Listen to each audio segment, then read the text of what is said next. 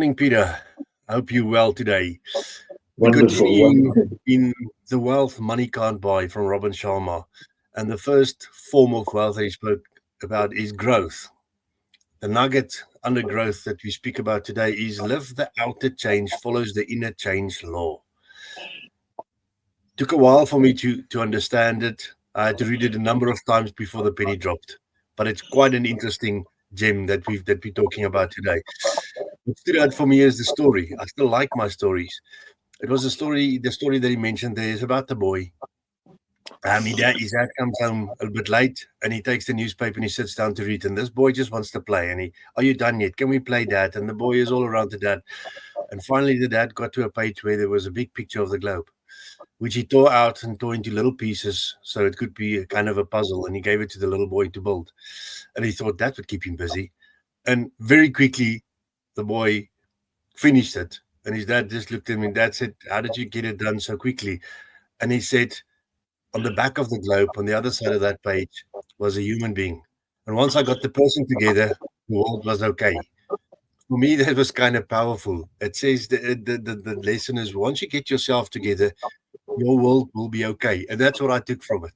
Your thoughts, Peter? No, it's a very powerful story, and I'd like to close with that story. But there are a couple of other things that you also found of interest. Would you like to go on? Yeah, I think there's two other bits that stood out for me. The one is leadership, and that includes not just other people but yourself as well. Leadership is the opposite of victimhood. Got me thinking a bit. And then I think he closes that gem with a question that says, can you remember who you were before the world told you who you should be?